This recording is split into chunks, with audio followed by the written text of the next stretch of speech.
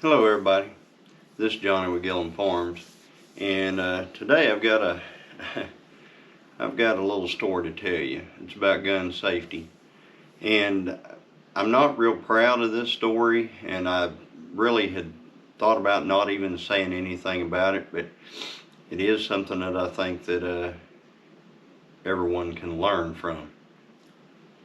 Now, I'm not the sharpest tool in the shed or anything like that, but I have had guns my entire life. I've had guns ever since I was a youngster. I think I got my first 22 whenever I was like 11, and before that I shot guns all the time, but my very own gun, my first one was a 22 at the age of 11. Then I got I think a 410 the very next year or something like that. And then whenever I was 14, I went out and I purchased my own firearm. I purchased a Marlin Model 336 30-30. That was about the year 19, I want to say 79. So I purchased this gun back in 79. Back in 1979, whenever you had a Marlin Model 336, it didn't actually have what they call a safety on it. It had a quarter cock, what they called safe mode. It kept the hammer from being able to go get to the firing pin to get to the primer of a round, and it also, it wasn't cocked back, and so you couldn't pull the trigger and make it go off. And I'll demonstrate that here in a minute. So anyway, so I've got this. I've had this 30-30 when I was a kid. I killed a lot of deer with it, and it was just a really great gun. Somewhere along the line between then and whenever I got older, that gun I probably traded it off for car parts or something, as time went on. But anyway, I didn't have the gun anymore. Well, several years ago, we went out, the wife and I, and I found another Marlin Model 336 in a gun shop, and it has a hammer block safety on it. It's a feature that Marlin put on these firearms later on. It's a kind of a, for lack of a better term, Johnny-come-lately type addition. So I'm looking at, I'm not real, I'm not too keen on this having this safety on it, because I knew how to use the old Marlin the way it was, etc., etc., because I had one, like I said, for years when I was a kid. I never had an accidental discharge or anything like that. So anyway, I take this gun, and I don't even think I hunted with it for the first few years that I had it. And then one year I decided to get it out. I actually decided to hunt with it. So I got this gun out, and I took it out hunting, and lo and behold, the opening morning of rifle season, a ginormous buck comes walking out, following a doe, and they're just right over there, and I've got this thing cocked back, and I'm on him, and I pull the trigger, and it goes snap. Really loud hammer on metal type sound. Well, whenever that happened, they boogered and they ran away, and I didn't get another chance. So right then I knew that safety was going to have to go away, because it's just not something that's ingrained into my psyche to have that on that type of gun. Now on bolt action rifles, yes, I understand that. I've got some semi-automatic 22s, things like that. Yes, I always understand that. But when I got a lever gun in my hand, I never think about having to deal with a safety somewhere on it. And it's just because it's ingrained. Okay. Not saying that a hammer block safety is not a good idea, because for some people, yes, it's a great idea, and it worked as it was supposed to. I mean, it's absolutely stopped that firing pin from meeting that primer. So I don't want to make anybody think that, you know, I'm anti-safety. I'm not anti-safety. I'm anti-safety on this gun because I understand the original safety system that was on them much better than I do that. So anyway, a buddy of mine, he did this, what they call a safety delete on his.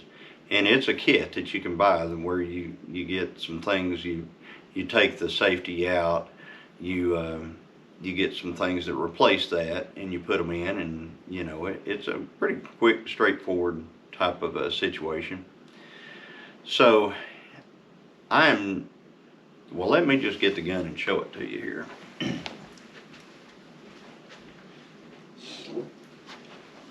All right. So this is the gun. This is the actual gun that I was working on. And it was, you know, I had this part of the stock off because you have to take this off. The safety goes right there. And what it does is when this is cocked back, if you push it one way, it actually puts a block to where that hammer cannot go past it. So that hammer just hits it and stops, okay? And if it's not in place, you know, it'll go all the way down, and that's right on the primer, or on the firing pin, which goes to the primer. So I was not used to that.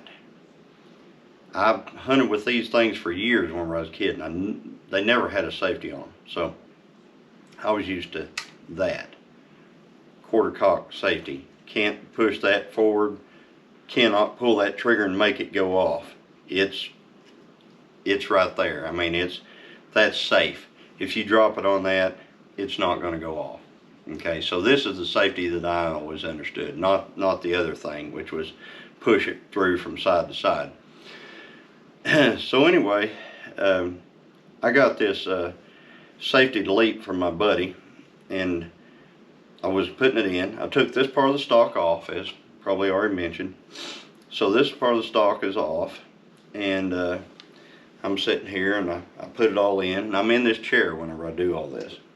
So I put it all in, and whenever I get done, I'm like, well, that thing is through there, and I am not 100% sure that's, you know, that hammer might still catch some of it whenever it's, you know, whenever you pull the trigger.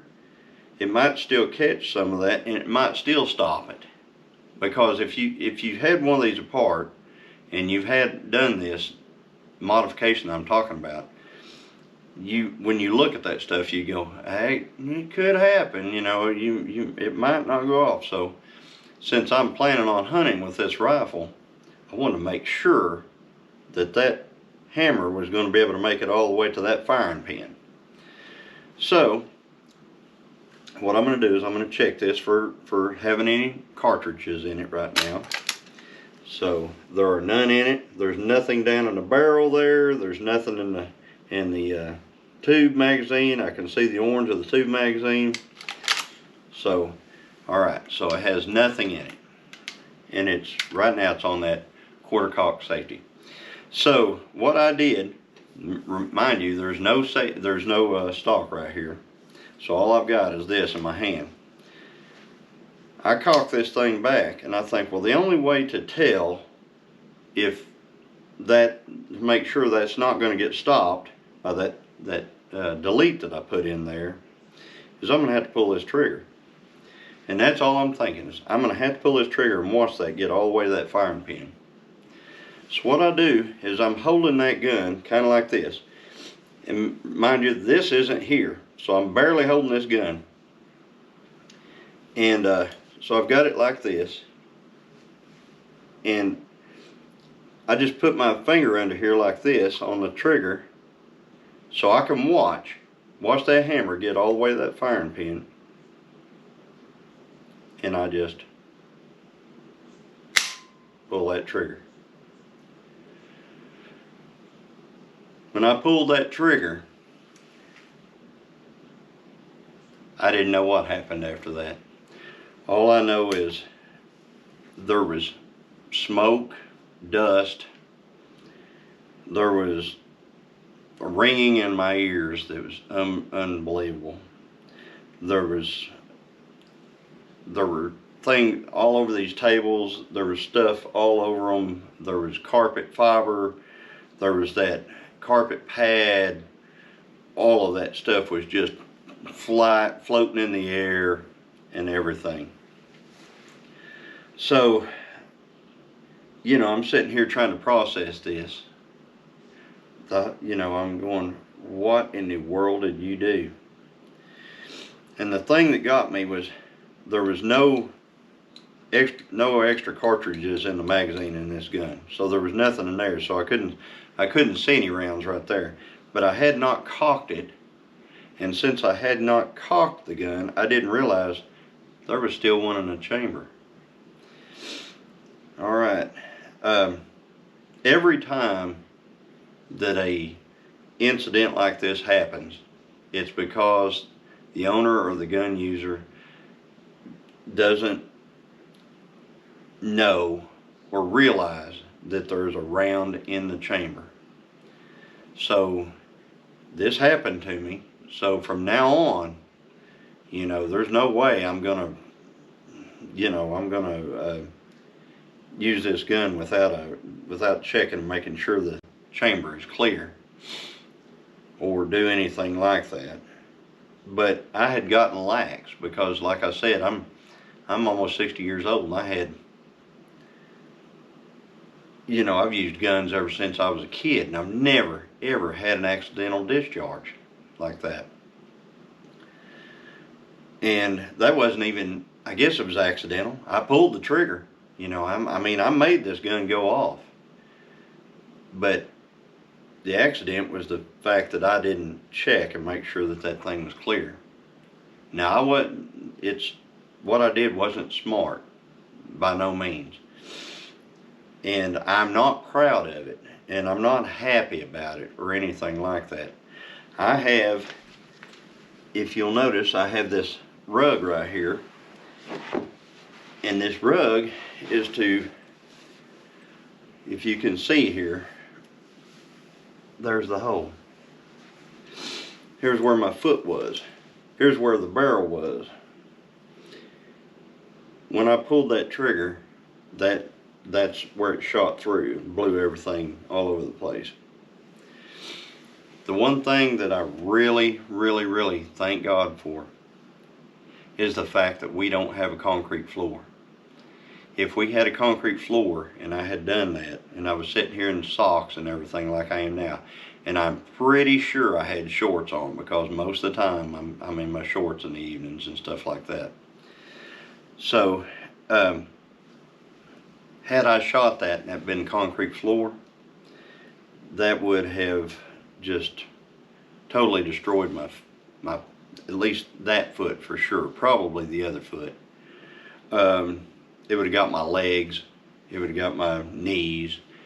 I would have had shrapnel in my eyes because I didn't have safety glasses and all that stuff on. So it would have been, a pretty horrendous thing. So, so I thank God, like I said, that we have a crawl space under our house, and this is a wooden floor. So I shot through a wooden floor. Whenever it went down into the ground, it's not concrete down there either, so it went into the ground. The bullet actually did. I crawled all the way underneath the house to look at everything underneath there to make sure that we didn't hit any plumbing or anything important structurally or anything like that, and we didn't. It went straight through plywood decking that's right there between studs. So, or between floor joists, I'm sorry. So, I'm sitting there with that gun, like I said, and I just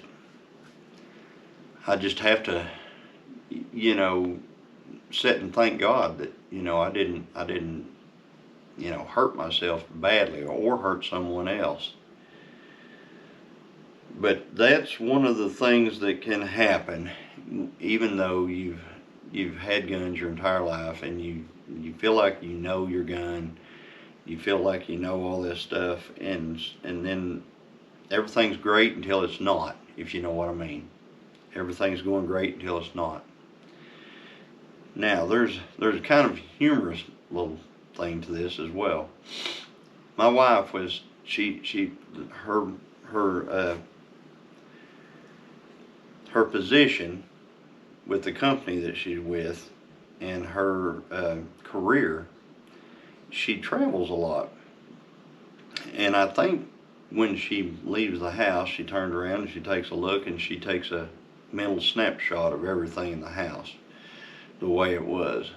And so she was gone on travel status when this happened. When she came back a few days later, you know, I hadn't said anything about it. I was actually very embarrassed about the whole thing. I knew I was going to have to talk to her about it eventually, but you know, I didn't want it to be the first thing we talked about as soon as she got back. So I took this little throw rug right here, because a lot of people have throw rugs in front of their recliner because they rock in them and things like that. It keeps them from wearing the carpet out. So I had this little throw rug right here, and she walked in the house. She walked in the door, and she looks over there and she goes, "Huh, that's new. What's that for?" So immediately the conversation went to what had happened.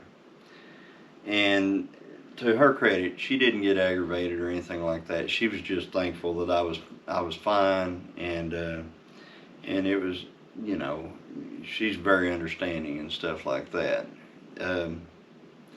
So it wasn't a bad, like I said, it wasn't a bad situation. It was just, you know, she was very, very happy that I was fine, because I was here by myself and had, you know, this thing blowing my feet off. It'd probably been pretty tough. We live way out, way out.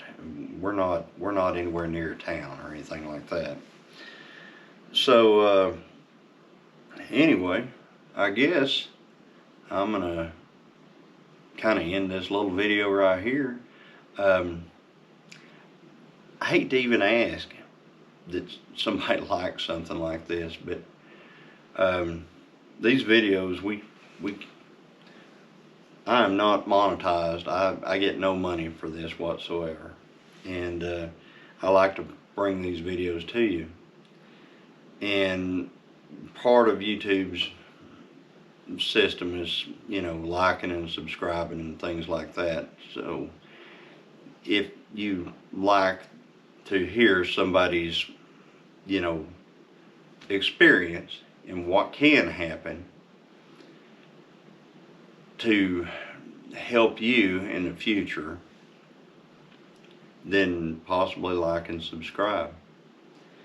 And I want to, you know, God has blessed me by not letting it be worse than that.